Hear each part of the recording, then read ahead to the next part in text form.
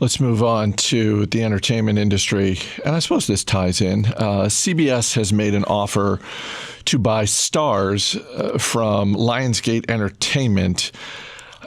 I was saying right before we started taping, I had to take a moment and think about what does Starz bring to the table as a network other than movies that other people have made? And the only thing I could come up with was American Gods. And Power.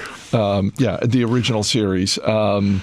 So what do you think of this deal? Because when I first saw this, what went through my head was, the land grab continues. We're all moving to streaming, and by we, I'm referring to the broadcast networks. We're all moving to streaming. We're all looking to get as much content, original content, as we can get our hands on. And if we have to pay maybe a little bit more for not as well-known content, we're going to do that. This is kind of like asking someone to the prom an hour before the prom. All the good dates are gone. So this almost goes back to Disney buys Pixar. Then Disney buys Star Wars. Then Disney buys Marvel. Then Comcast goes, and buys DreamWorks. We were comparing this, saying that, Starz is sort of the Royal Crown Cola, the RC Cola, and then we downgraded it to it's the polar soda of premium content channels. But this really is, in my opinion, a desperation move. So you're going to pair this, if you're CBS, with its very weak 2-show or maybe 3-show, now that they've launched Twilight Zone, CBS streaming service. Maybe they're going to pair that with some of the Viacom properties if they ever properly merge, which they're sort of controlled by the same people and they talk about merging, but it hasn't quite happened. So your streaming package is going to be a couple of old people shows on CBS Interactive, Starz, which has young streaming shows, but I don't know anybody who's intentionally buying Starz to watch American Gods. And then reruns of The Real World and maybe Comedy Central is an asset that will drive some subscriptions. But it feels like if I'm going to pay for sort of a package, Disney is clearly building towards a Hulu, Disney Plus, ESPN Plus package, that's going to be more attractive. And then Comcast is going to be more attractive. And then probably Sony, now that they're working with Microsoft, is going to be able to put something together. And then maybe Apple. And then this CBS. It really seems to me like buying a very low-level asset for a lot of money.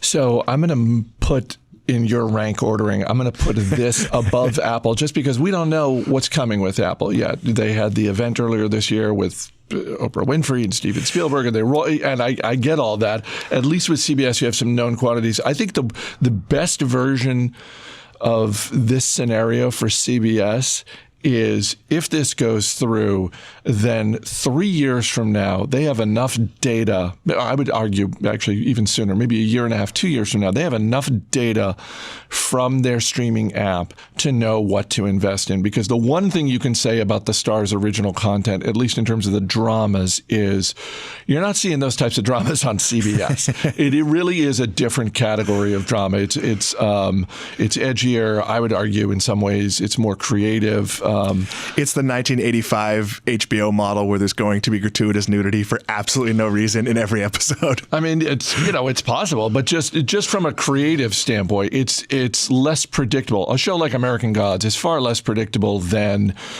a formulaic, I know they don't own Law and Order, but that's the one that pops to mind. Right. It's like, a procedural where I know how it's going to play out, or NCIS. I guess that's a CBS property. I feel like this only makes sense if they're going to continue acquiring, but there's not much left out there. You start to get into, buying one-offs and buying shows rather than, if this is part of a roll-up strategy and they need the subscriber base and they come to you and they say, hey, do you have Starz? We're giving you CBS. We're giving you, because the Disney pricing looks pretty attractive. I'm a Hulu Live subscriber.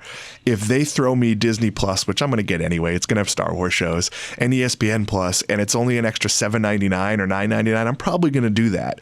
CBS's streaming service is very inexpensive. It's $4.99 a month. If all of a sudden for $9.99 a month, I can get Starz 2, Maybe. I mean, I had Starz when I used to have Sling TV when it was like a small add-on price and there was always some movie you wanted to watch. But it does seem to me like this is like, oh God, we don't have a date for the prom. Let's buy something. And I'd like to hope that maybe there's a bigger strategy to it. Well, presumably the people at CBS who are in charge of this initiative are watching how the pricing strategies of everyone else are playing out, and they're not going to have a self-inflicted wound where they say, let's charge $10 right out of the gate. No, and they go low, get people addicted to your system, and then incrementally bump up over time. They've been smart because largely you are buying their service because you want to watch The Good Fight or the Star Trek show. And maybe to a lesser extent, The Twilight Zone, but that hasn't been all that well reviewed. And in some markets, you can get NFL access. It depends where you live and how the deal works. So by keeping that point low, it is low enough that if I can just get it to watch like 8 football games a year, I might do that. So they do seem to know what they're doing. But I question, merging with Viacom is almost certainly part of their eventual strategy. But the Viacom portfolio seems especially weak. We are at a low point for the MTV channels. So yeah, it feels like you're cobbling together a lot of distressed assets, which doesn't necessarily give you one good asset. I'm curious to see what the final price tag is, though.